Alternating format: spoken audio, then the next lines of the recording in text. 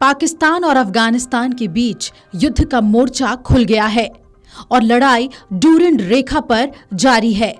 आपको बता दें कि दोनों देशों के बीच अब ड्यूरेंट लाइन पर विवाद ने नया मोड़ ले लिया है। अफगान तालिबानी लड़ाके ड्यूरेंट लाइन पार कर पाकिस्तानी चौकियों पर लगातार हमले कर रहे हैं और इस दौरान तहरीक तालिबान पाकिस्तान यानी टीटीपी द्वारा एक पाकिस्तानी चौकी पर कब्जा करने का दावा भी सामने आया है। दरअसल सोशल मीडिया पर एक वीडियो खूब वायरल हो रहा है।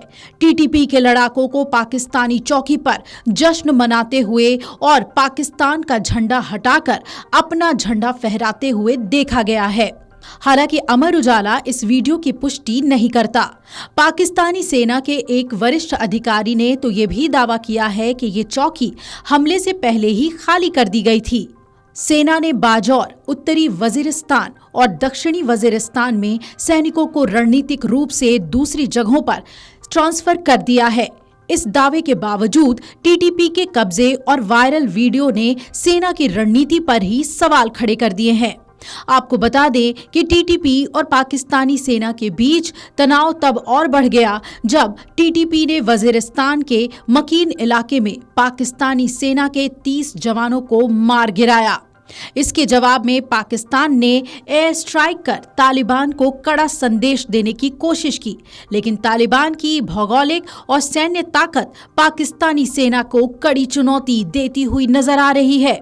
अगर तालिबान की ताकत के बारे में बात करें तो तालिबान के पास 1.5 लाख सक्रिय लड़ाके और अत्याधुनिक हथियारों का विशाल भंडार है।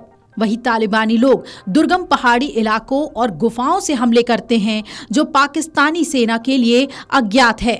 उनके पास AK-47, मोर्टार और रॉकेट लॉन्चर जैसे आधुनिक हथियार मौजूद हैं। हालांकि दूसरी तरफ शहबाज शरीफ सरकार पहले से ही कई गंभीर समस्याओं से जूझ रही है, जिसमें आर्थिक संकट, सीपैक प्रोजेक्ट में देरी और बलूचिस्तान में अलगाववाद जैसी चुनौतियां शामिल हैं। इन सब के बीच पाकिस्तानी सेना और सरकार दोनों ही कमजोर पड़ती नजर आ रही है। तालिबान के साथ बढ़ते टकराव ने इस संकट को और भी गंभीर बना दिया है। अफगानिस्तान के रक्षा मंत्रालय ने तो एक बयान में दोनों देशों के बीच खींची ड्यूरेंट लाइन को काल्पनिक रेखा तक करार दिया। अफगान रक्षा मंत्रालय ने कहा कि 28 दिसंबर को पाकिस्तान के उन इलाकों में हमला किया गया था जहां से अफगान जमीन पर हमले किए जाते थे। ये भी कहा कि अफगान सेना ने पाकिस्तानी सेना की कई चौकियों को भी जला दिया है। अब इस बात पे गौर कीजिए कि पाकिस्तान और अफगानिस्तान के बीच दशकों से ही ड्यूरेंट लाइन को लेकर विवाद रहा है। अफगानिस्तान की किसी भी सरकार ने कभी भी अंग्रेजों की खींची हुई इस सीमा रेखा को स्वीकार नहीं किया है। वो हमेशा से इसे एक काल्पनिक रेखा ही बताते आए हैं। तालिबानी रक्षा मंत्रालय के प्रवक्ता ने हाल ही में जब उनसे इस पर सवाल पूछा गया तो कहा था, हम नहीं मानते हैं कि ये पाकिस्तान का इलाका है, ये एक काल्पनिक रेखा मात्र है। वहीं अफगान मीडिया के मुताबिक रूस ने भी दोनों पक्षों से संयम बरतने की अपील की है। रूस के विदेश मंत्रालय की प्रवक्ता मारिया जाखारोवा ने रविवार को अपने एक बयान में कहा था, मॉस्को पाकिस्तान अफगानिस्तान सीमा पर बढ़ते तनाव को लेकर चिंतित है और वो दोनों पक्षों से संयम बरतने की अपील करता है। रूसी विदेश मंत्रालय की प्रवक्ता ने कहा कि हम संबंधित पक्षों से संयम बरतने और रक्षात्मक वार्ता की अपील करते हैं, जिसका उद्देश्य सभी मतभेदों को शांतिपूर्ण तरीके से सुलझाना है।